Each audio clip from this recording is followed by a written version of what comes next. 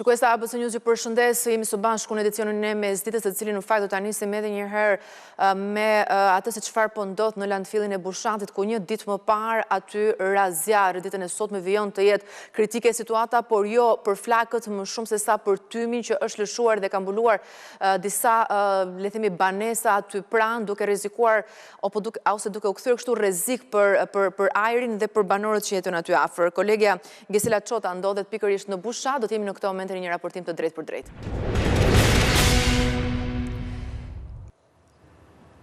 Gisela, atëherë, sikundër e kemi thënë edhe në edicionet e kaluara, zjarri është i lokalizuar, megjithatë ka një vëmendje të shtuar për shkak se mund të ketë vatra që mund të riaktivizohen. Por problemi aty tashmë qëndron tek tymi, i cili në fakt kthehet edhe në rrezik për shëndetin e banorëve, apo jo?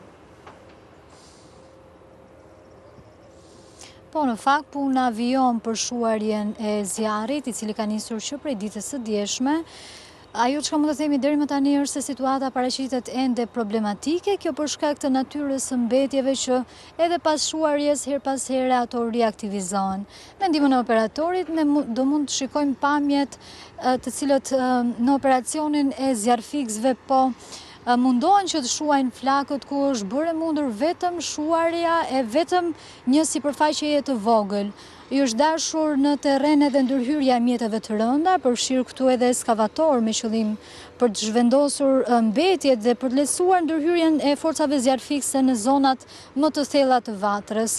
Deri në këtë moment, ashtu siç e thash edhe pak më parë, është bërë mundur vetëm shuarja e një sipërfaqeje të vogël të landfillit, ndërsa pjesa tjetër vijon të jetë aktive dhe nën monitorimin e vazhdueshëm të forcave të zjarfikësve dhe policisë.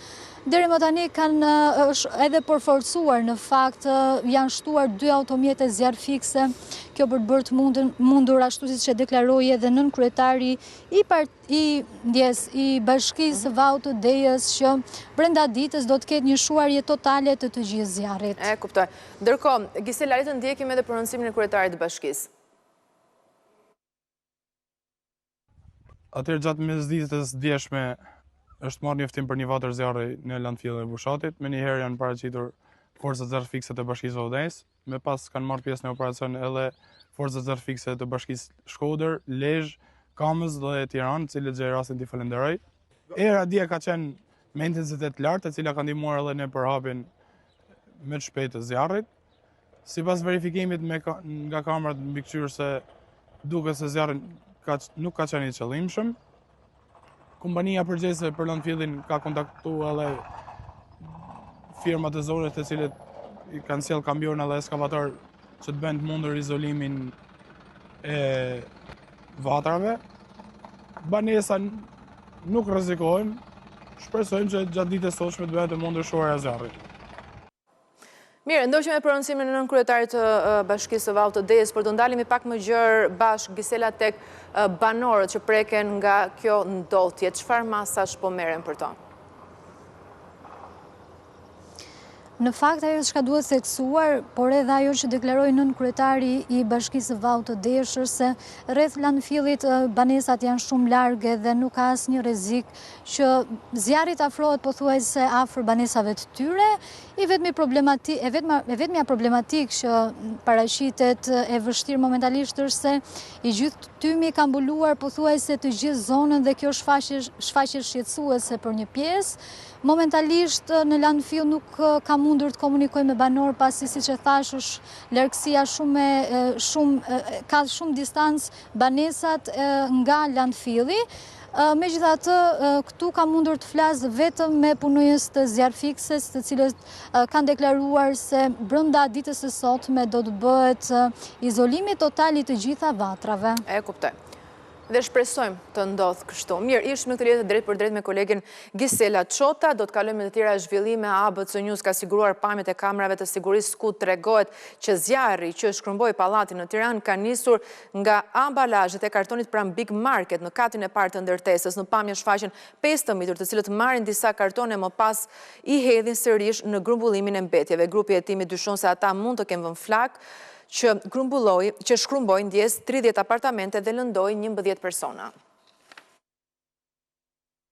Ky është momenti kur mbetjet e kartonit pranë Big Market marrin flak. Siç shihet edhe në këto pamje, zjarri nis fillimisht nga kartonët e në vetëm pak sekonda flakët përfshin fasadën e pallatit, duke shkrumbuar 30 apartamente. Ka qenë ora 16:34 së martës dhe në pamje shihen kartonat e mbeturinave në flak. Megjithatë, sipas hetuesve, piknisja e kësaj vatre zjarri kanë qenë disa fëmijë, të cilët ndodheshin pranë kompleksit të banimit pak minuta para zjarrit. Grupi hetuesve që vijon punën për zbardhjen e ngjarjes ka në dorë pamjet e kamerave të sigurisë. 5 të mitur marrin disa kartona nga grumbulli i mbetjeve në Big Market e më pas në ikje i hedhin sërish aty. Pak qaste pas largimit të fëmijëve shpërthen zjarri. Deri në këtë fazë, policia ka vënë 8 persona në hetim, 4 për të cilët u arrestuan pas ngjarjes dhe u lanë më pas të lirë nga gjykata e Tiranës, ndërsa 4 të tjerë u proceduan në gjendje të lirë.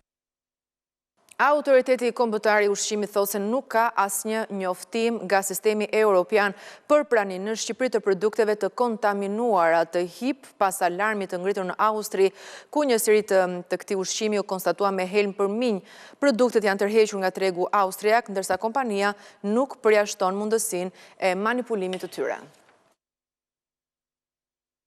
Autoriteti kombëtar i ushqimit thotë se aktualisht nuk ka njoftim nga autoritetet europiane për praninë e ushqimit për fëmijë HIP të kontaminuar në Shqipëri. Në kavanozat prej 190 gram me karrota dhe patate të HIP të shpërndarë në Austri, sipas mediave ndërkombëtare u gjet helm përminj dhe produkti u tërhoq nga më shumë se 1000 supermarkete për shkak të frikës për sigurinë. Pas kësaj ngjarje, ABC News pyeti pranë autoritetit kombëtar të ushqimit, zyrtarët e të cilit thanë se sistemi i njoftimit të shpejtë për ushqimin dhe ushqimin për kafsh nuk ka sinjalizuar për të njëjtën seri të produktit në vendin ton. Vetë kompania HIP ka deklaruar se nuk mund të përjashtohet mundësia se kavanozët mund të ishin manipuluar dhe se substancat ishte futur në to. Ajo këshilloi klientët të mos konsumonin përmbajtjen e kavanozëve të blerë nga Spar në Austri. Policia austriake tha se kavanozët e prekur kishin një shirit me rreth të kuq në fund. Kapakët ishin të dëmtuar, ju mungonte vula e sigurisë dhe mbanin erë të pazakont. Analizat laboratorike, sipas medias ndërkombëtare, zbuluan pranitë e lëndës toksike dhe në kavanozat të ngjashëm të sekuestruar nga policia në Çeki dhe Slovaki.